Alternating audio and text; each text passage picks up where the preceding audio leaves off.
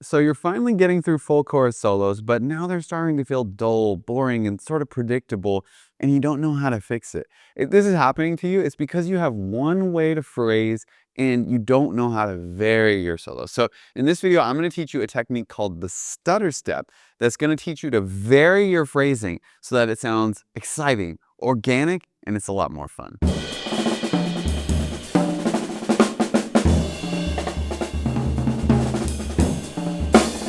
So a ton of drummers come to me for help with their improvisation, and they all have this similar problem of it just feels too boring. I'm not excited by what I play, even though I can get through it. And usually a huge cause of it is always starting every single phrase on beat one. And it makes sense that we do this because, at first when we're learning to improvise, we just want to learn how to get through the form without our bandmates getting lost. So it would make a lot of sense for us to, boom, accent those beat ones. So that's a good step in your development, but eventually if you always stay to that, you're gonna feel like you built yourself a jail, right? Like I can only start on beat one, and so I'm stuck in these ideas that I don't like. It's just kind of boring, it's just kind of vanilla, and I want to be able to vary it and change it, okay? And one of my students, Mark, was going through this the other day when we were working on a solo for a tune he's preparing, and that's when we created the stutter start, okay? So the stutter start is an exercise that forces you to consecutively start on different beats so that you can mix up your flow, okay? It's kind of like a basketball player. If a basketball player, they always go up to the hoop in the same way, then the defender, they're going to get used to the rhythm of all that, and they're going to know how to guard them perfectly every single time. So you'll see these basketball players, they'll go up and they'll mess up their cadence. They'll stutter step, they'll juke back for a second and then juke forward, or maybe they'll just surge forward all of a sudden, right? And that's the kind of like flow you want to get into your jazz soloing. You want to be able to keep people on their toes, keep them excited. And that's what the stutter start does, okay? So we're going to practice juking forward, juking left, juking right, and starting on all sorts of different beats so that your solos are going to sound more organic. So before we get too deep into the nerdy exercise that I've got ready for you, I want to show you guys an example of what this sounds like organically in the wild when it's used correctly, okay? So we're going to check out a solo of Greg Hutchinson on Peter Bernstein's Jetstream record. Super good. And I want you to check out how Hutch is starting on all sorts of different beats. There's phrases that start on one, and a one, beat four, all sorts of different things. Let's listen to it.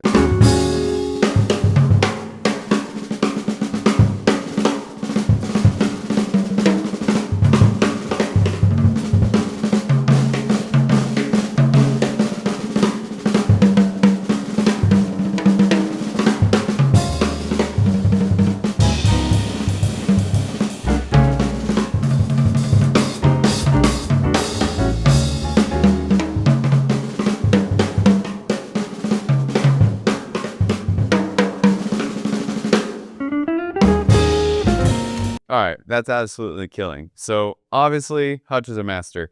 Now let's check out where he starts his phrases, okay? So at the very beginning, right, it's super clear. It just starts on beat one, right? And then boom, boom, boom, boom, boom, and then right on the third bar starts this phrase on the and one. So da do da, right? It changes the cadence of how his solo ideas sound. It doesn't sound like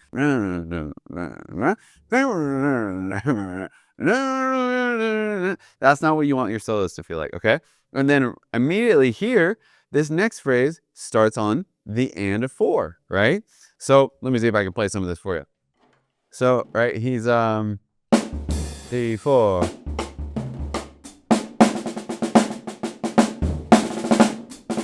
Right?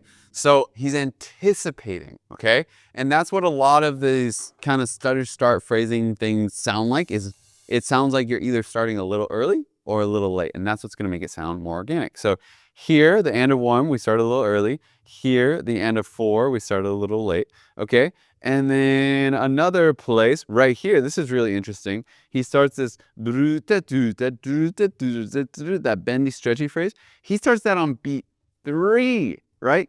Beat three, like 2 beats before the next bar even starts, right?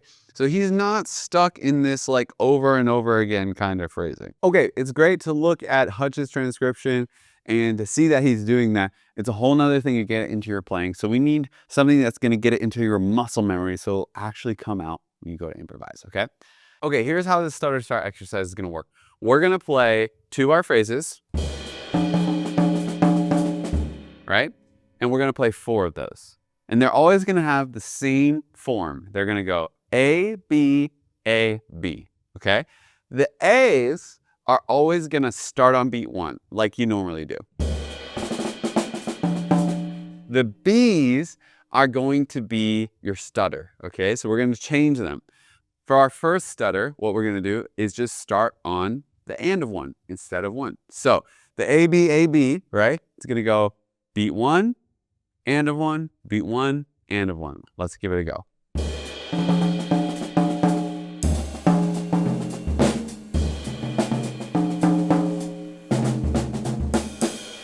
Boom, there you go. You see, I'm switching where I start to just break my muscle memory of always starting on beat 1. That's the whole point of this. Even if it's simple, you're still breaking your muscle memory. Let's do another one.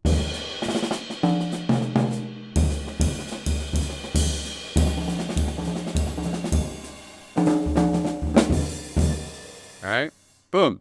Very simple, but this is what's gonna get you the comfortability now changing your phrasing. Now at the beginning, I don't want you to try to be super complicated. I'm only playing phrases that I feel very comfortable with so that I have the brain power to focus on the phrasing, because that's a rule. When you're working on phrasing, don't work on vocabulary, okay? Because it's just gonna distract you and you won't work on either of them, okay?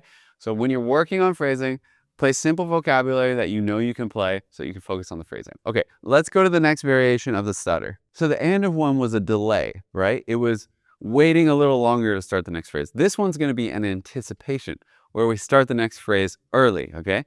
So first A, we're gonna start on B1 like normal, and then we're gonna start the B on the and of 4. So we're gonna start on the and of 4 of the second bar going into the third bar. So that's what we call a pickup, okay? And then back to the A, start on beat 1, and then back to the pickup for the last beat, okay? And the reason we go back and forth like this is so that you can feel the contrast of 1 and a 4, 1 and a 4. If we just always started on and a 4, it would just kind of meld over time and you wouldn't really tell the difference, okay? So let's try it. And a 4, 1, 2, 1, 2, 3, 4.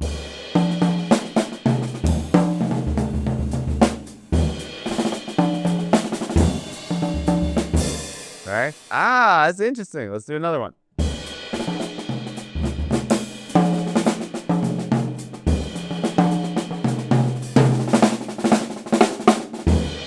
So something I noticed there is I was tending to, when I hit the and of 4, I was leaving a little bit of space.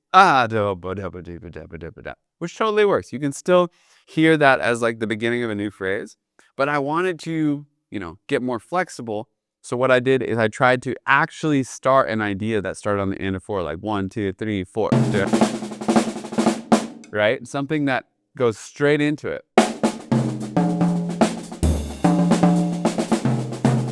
Right? And I recommend that you try all the different ways that you can think of so you can get as flexible as possible with this. Okay, let's go to the next one. I want to get through these quick because we're going to go way beyond this when we start to combine them. Let's go to beat 4. We're going to anticipate even more. A's, 1. B's, start on beat 4, the bar before. Let's give it a go. 1, 2, 3.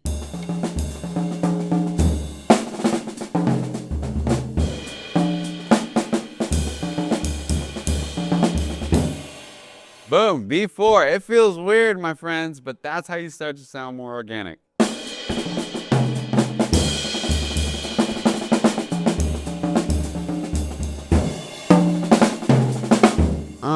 I really liked personally going big accent on B4 straight into triplet stuff. I just think that's so cool. We're gonna anticipate even more like Hutch did when he started on beat 3 and he played this lick. Right? So cool that he started on that 2 beats before the next bar even started. We're gonna do the same thing. A's are on 1, B's start on 3, the bar before.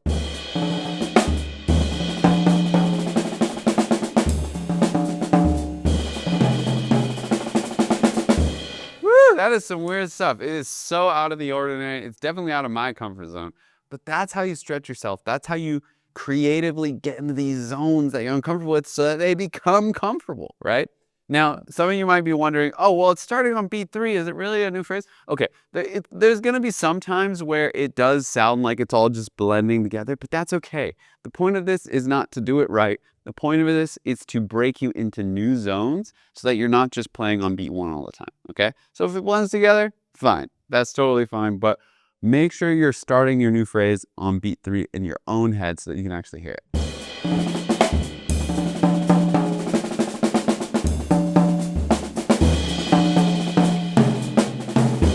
Okay, that's the start exercise. So you can start breaking up your habits and getting into new habits. But when you hear Hutch doing this, he's not just going, start on beat 1, start on the end of 1, start on beat 1, start on the end of 1, back and forth, back and forth. No, it changes every single bar. And so you need to develop the skill to switch constantly where you're starting your phrases.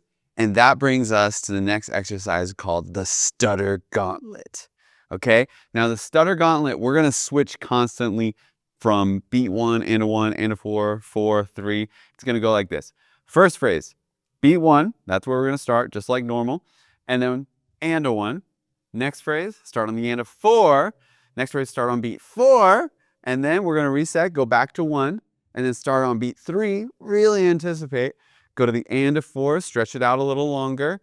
Beat 3 again, really anticipate, and then we're going to end the whole thing on beat 1, okay? So the point of this is to stretch your phrasing, really engage your phrasing brain so that later when you go and just relax and just play, you have new habits. You don't even have to think about them, and they come out really, really naturally. So I'm going to play all the way through this stutter start exercise. I'm really going to put the pressure on my phrasing to see if I can build some new habits so that later when I go play, I can just relax and all these new habits will just come out without me even thinking about them. They'll sound way more organic, okay? Before we do that, if you're watching all of this and you're thinking, all this phrasing stuff is great, but I don't even have solo ideas, or I don't even know tunes, or like I need the technique to even play some of this stuff that you're playing. I can't cover all of that in this video. That would take a long time, but that is what I work on with my students at the jazz school. I only have a couple spots left and I'm looking to fill them with the right dedicated students. So if that's you, click the link in the description. You can apply, reach out, and we'll get to work. Okay, let's get to work on the Stutter Gauntlet. I'm gonna be watching it like a hawk, making sure I'm starting on the right places. Here we go. 1, 2, 1, 2, 3.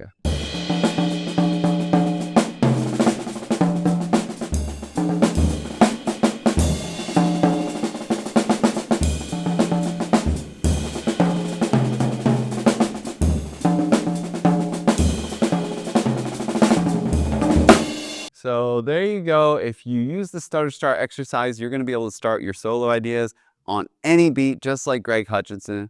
They're going to sound more organic and more expressive. But now you're going to need some solo ideas, some technique. You're going to need to learn some tunes so you can go to jams. If that's something you want to do, click here to watch my video on how to become a complete jazz musician. See you there.